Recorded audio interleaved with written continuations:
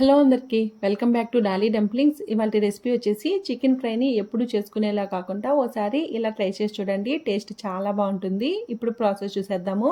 దీనికోసం ముందుగా నేను ఇక్కడ ఒక 1/2 kg చికెన్ని తీసుకొని దీన్ని శుభ్రంగా వాష్ చేసి వాటర్ని డ్రైన్ చేసి తీసుకున్నానండి. అలాగే ఈ పీసెస్ అనేది మీకు నచ్చిన సైజులో కొట్టించి తీసుకోండి. ఇప్పుడు ఇందులో 1 table spoon salt, 1/2 table spoon పసుపు, 1/2 టేబుల్ స్పూన్ కారం, 1/2 లెమన్ని స్క్వీజ్ చేసి వేసుకోవాలి. అలాగే 2 టేబుల్ స్పూన్ల వరకు ఆయిల్ వేసుకొని ఈ మసాలాలంతా ఈ చికెన్కి పట్టేలాగా బాగా మిక్స్ చేసుకోవాలి. ఇలా కలుపుకున్న తర్వాత ఈ చికెన్ని ఒక 1/2 అవర్ పాటు మ్యారినేట్ చేసుకోవాలండి. ఫ్రిడ్జ్లో పెట్టాల్సిన అవసరం ఏమీ లేదు, బయట ఉంచేస్తే సరిపోతుంది. ఇలా మ్యారినేట్ చేసుకొని చికెన్ ఫ్రై చేయడం వల్ల చికెన్ పీసెస్ అనేది చాలా సాఫ్ట్గా వస్తుందండి.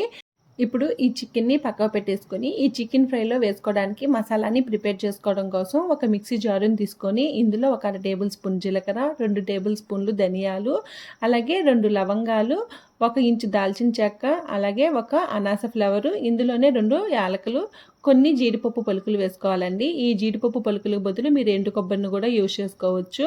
ఇందులోనే 1 table spoon Kashmiri red chilli powder, అలాగే 2 ఎండుమిరపకాయలని తుంచి వేసుకోవాలి. స్పైసీగా కావాలంటే మరో 2 ఎండుమిరపకాయలను కూడా వేసుకోవచ్చండి. ఇందులోనే 1/2 టేబుల్ స్పూన్ మిరియాలు, 5-6 వెల్లుల్లి రెబ్బల్ని వేసుకొని మూత పెట్టుకొని ఇలా మిక్సీ పట్టుకోవాలి. మరీ మెత్తని పేస్ట్ లాగా మిక్సీ పట్టేసుకోవద్దండి, కాస్త బరక. ఇప్పుడు దీన్ని పక్కకు పెట్టుకొని స్టవ్ ఆన్ చేసుకొని కడాయి పెట్టుకొని ఇందులో 3 టేబుల్ స్పూన్ల వరకు ఆయిల్ వేసుకోవాలి. ఆయిల్ వేడిన తర్వాత 1/2 టేబుల్ స్పూన్ జీలకర్ర వేసుకొని కాస్త చిటపటలాడిన తర్వాత ఇందులో ఒక పెద్ద సైజు ఆనియన్ తరుగుని వేసుకొని ఈ ఆనియన్స్ ఎర్రగా వేగే వరకు మధ్య మధ్యలో కలుపుతూ వేపుకోవాలి. అలాగే ఆనియన్స్ త్వరగా మగ్గడం కోసం 1 టేబుల్ స్పూన్ వరకు సాల్ట్ని వేసుకొని ఒకసారి బాగా మిక్స్ చేసుకోవాలి. చూడండి, ఆనియన్స్ అనేది ఇక్కడ నాకు వేగిపోయాయండి. ఇప్పుడు ఇందులో 1 టేబుల్ స్పూన్ వరకు అల్లం వెల్లుల్లి పేస్ట్ని వేసుకొని ఈ అల్లం వెల్లుల్లి పేస్ట్లో నుంచి పచ్చివాసన పోయి లైట్గా గోల్డెన్ బ్రౌన్ కలర్కి చేంజ్ అయ్యే వరకు మధ్య మధ్యలో కలుపుతూ వేపుకోవాలండి.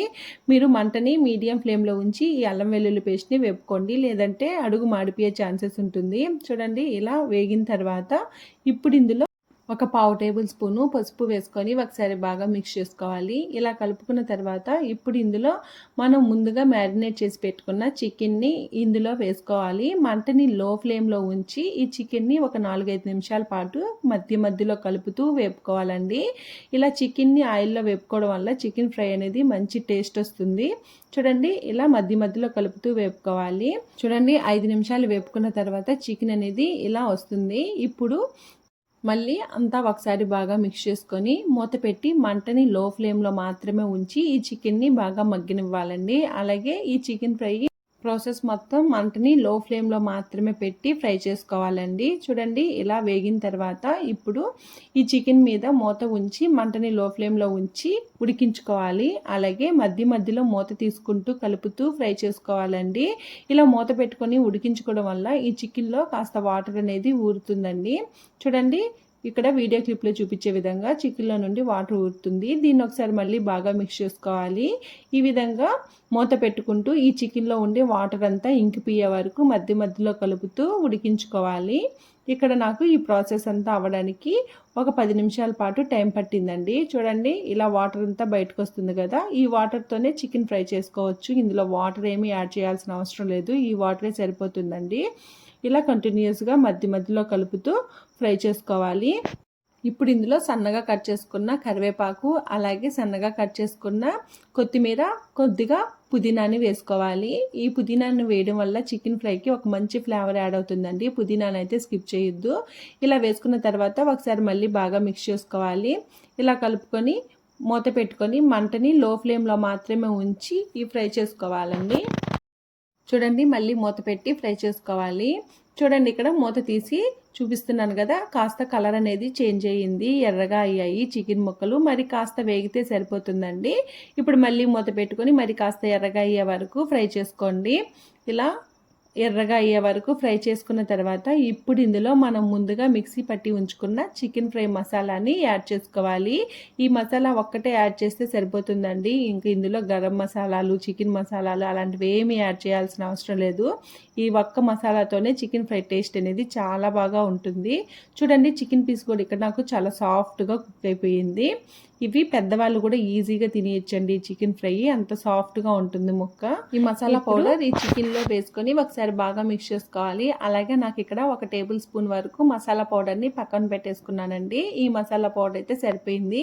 మీకు ఒకవేళ స్పైస్ తక్కువ అనిపిస్తే ఈ స్టేజ్లో 1 టేబుల్ స్పూన్ వరకు కారం పొడిని వేసుకోవచ్చు, లేదా మిరియాల పొడినైనా వేసుకోవచ్చండి. ఇలా బాగా మిక్స్ చేసుకున్న తర్వాత సాల్ట్ సరిపోయిందో లేదో చెక్ చేసుకొని సాల్ట్ని అడ్జస్ట్ చేసుకోవాలి. అలాగే మనం ఇక్కడ అన్ని పచ్చివే వేసి మిక్సీ పట్టుకున్నాం కదండి మసాలాలు, ఇవి వేగడానికి 1 నిమిషం పాటు ఆయిల్లో వేపుకోండి. అప్పుడే టేస్ట్ బాగుంటుంది, లేదంటే పచ్చి వాసన వస్తుంది. అంతేనండి. ఇలా బాగా మిక్స్ చేసుకొని స్టవ్ ఆఫ్ చేసేసుకోవడమే. దీన్ని వేడిగా సర్వ్ చేసుకుంటే టేస్ట్ అద్దిరిపోతుంది. ఈ చికెన్ ఫ్రైని మీరు ఉత్తిగానే తినేస్తారండి, అంత బాగుంటుంది. అలాగే ఇది పప్పుచారు కాంబినేషన్తో కానీ, రసంతో కానీ, లేదా ఈ చికెన్ ఫ్రైతోనే రైస్ మొత్తం తినేయచ్చు, అంత బాగుంటుంది. అంతేనండి. ఇంకా స్టవ్ ఆఫ్ చేసేసుకొని దీన్ని సర్వ్ చేసేసుకోవడమే. ఈ చికెన్ ఫ్రై మీద లైట్గా లెమన్ని స్క్వీజ్ చేసుకొని అలాగే ఆనియన్తో సర్వ్ చేసుకుంటే టేస్ట్ అయితే అదిరిపోతుంది. మీరు కూడా తప్పకుండా ట్రై చేసేసి ఈ చికెన్ ఫ్రై మీకు ఎలా కుదిరిందో, అలాగే నచ్చిందో లేదో కామెంట్ చేసేయండి. అలాగే మరిన్ని రెసిపీస్ కోసం మన ఛానల్ని సబ్స్క్రైబ్ చేసుకొని నోటిఫికేషన్ సింబల్ని ఆన్ చేయండి. Thank you for watching.